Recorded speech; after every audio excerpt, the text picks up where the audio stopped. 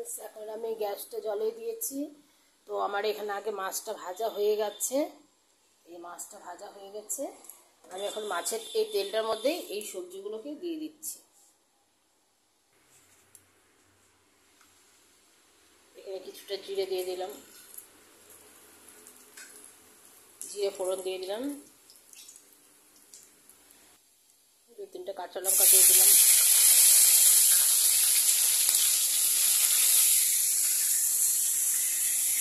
আলুগুলোকে দিয়ে দিলাম। একে একে সবগুলো দিয়ে দিই। আলুগুলোকে দিয়ে দিয়েছি। এবার হচ্ছে ফুলকপিগুলোকে দিয়ে দিব, ফুলকপিগুলোকে দিয়ে দিব, নাড়াচাড়া করে নিচ্ছি, ভালো করে ভাজা ভাজা করে নিই।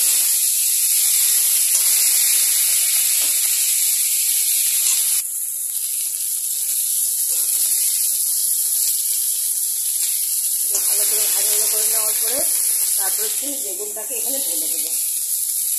রুই মাছের আলু বেগুন দিয়ে ফুলকপিটা খুবই টেস্টি লাগে। ঠান্ডার দিনে আপনারা এরকম বাড়িতে বানিয়ে খেতে পারেন, খুবই ভালো খাবার, একদম খুবই টেস্টি খাবার।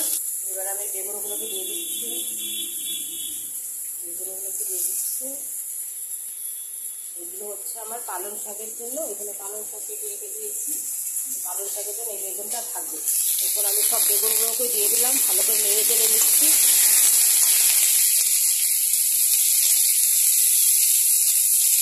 এরকম রুই মাছের বা কাতল মাছের ঝোল আলু বেগুন দিয়ে ফুলকপি দিয়ে খুবই টেস্টি লাগে। ঠান্ডার দিনের খাবার, এরকম বাড়িতে বানিয়ে খেতে পারেন আপনারা। আমার রেসিপিতে দেখতে থাকুন কেমন করে বানাচ্ছি, সঙ্গে থাকুন। একটুখানি ভালো করে ভাজা ভাজা করে নিলাম। তারপরে সেটার মধ্যে আমি একটু মশলা দিয়ে দেবো, লবণ, হলুদ, লঙ্কা গুঁড়ো, জিরে গুঁড়ো। একদমই শর্টকাটে রান্না, মানে শুধু আমি গুঁড়ো মশলা দিয়েই করছি। কেমন হচ্ছে দেখো। এবার আমি এর মধ্যে দিয়ে দিচ্ছি হচ্ছে 1 চামচ মতো নুন, মোটামুটি 2 চামচ দিয়েছি। 1 চামচের মতো হলুদ গুঁড়ো,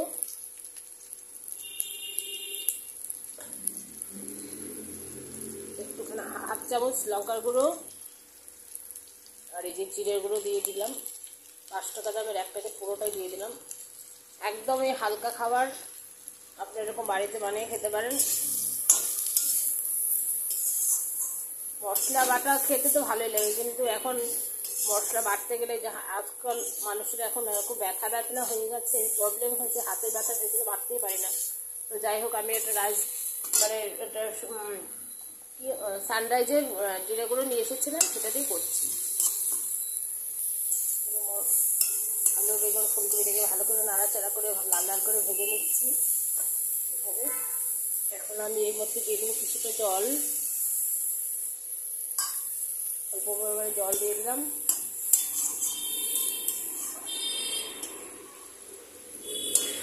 এবার এটা আমি একটু ঢাকা দিয়ে দিলাম, 5 মিনিটের জন্য ঢাকা দিয়ে দিলাম।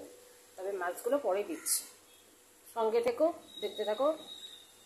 কাতল মাছের ঝোল আমার এটা মোটামুটি কষানো হয়ে গেছে মশলা দিয়ে। এবার আমি কিছুটা এখানে জল দিয়ে দেবো, তবে মাছটাও দিয়ে দেবো। এখানে আমি 1 বাটির মতো মিনিমাম জল দিয়ে দিলাম।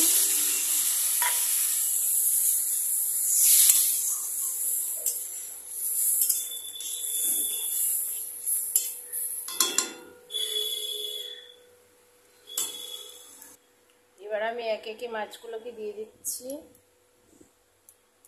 মাছগুলোকে এখানে দিয়ে দিলাম।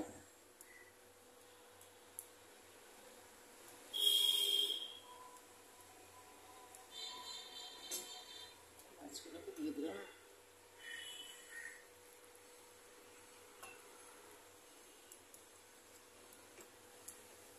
এবার আমার এখানে রুই মাছের ঝোল কমপ্লিট হয়ে গেছে। মাছটা খুবই ভালো, একদম মানে যাকে বলে একদম মানে খুবই ভালো ফ্রেশ মাছ।